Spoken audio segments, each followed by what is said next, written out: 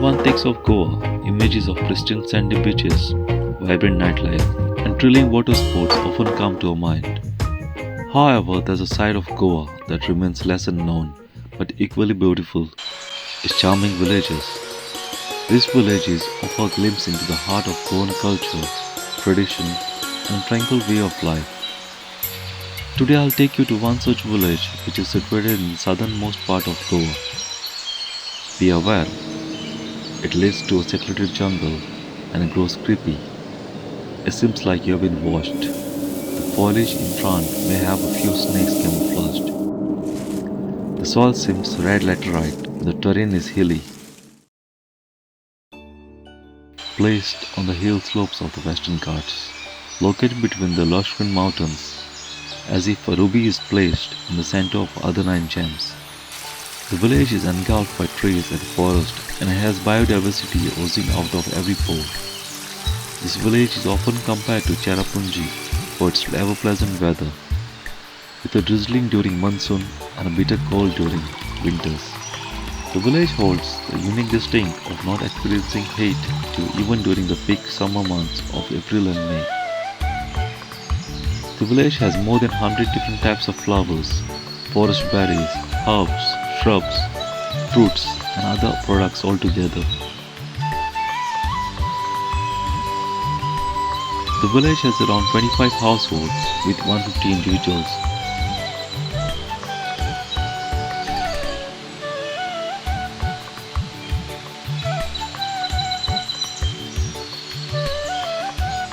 The villagers entitles eating what's cooked around, like karkiro, kapa, katkate, steamed rice, and payas, and all this is cultivated in small patches near their homes.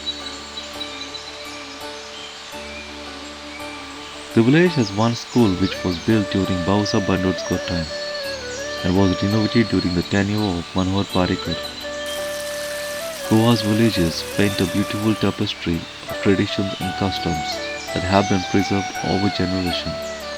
They live a simple and colorful lifestyle. The village's warm hospitality and simple lifestyle welcomes travelers seeking a break from the bustling beaches scenes. A typical Goan village is a true collection of rich culture and tradition.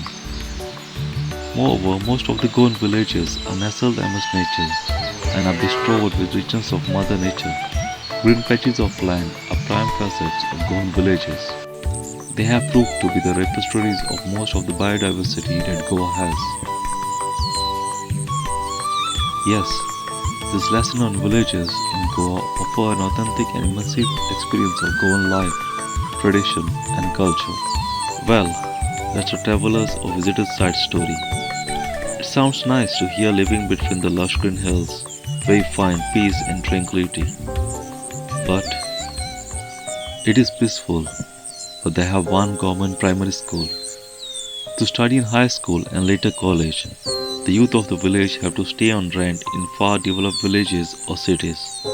But in the end, once you return to the village, the next question they ask themselves is, where do I go for employment? Said one local while having a conversation with him, sitting on the cowden coated courtyard of his house, watching his mother lay the chilies for drying. The villagers shifted to a nearby village in search of work, but they have not cut off their roots from the village. The village remained away from mainstream development for the last 60 years. In fact, the biggest so-called amenity in the village is one KTC bus that makes rounds once a day. Let alone internet service, the place does not even have some basic as a primary health center. The villagers have to rely on regulated drinking water supply for a couple of hours a day. Despite the village sitting on the foothills of several springs and water tributaries in the village. Since the state attained liberation, the village has been just provided with electricity connection and lacks a properly built tar road and many other things. However, failure on the part of the government to work in the tandem with the nature, particularly in the tourism and agriculture sectors, has left this village backwards, just like several other villages in Goa. This village is abundantly blessed by nature with several hot spots, which if tapped and developed properly, not only could make the village self-sustainable on the economic front as well, but also has huge potential to be developed as a hill station if only the tourism department were to acknowledge its prospect.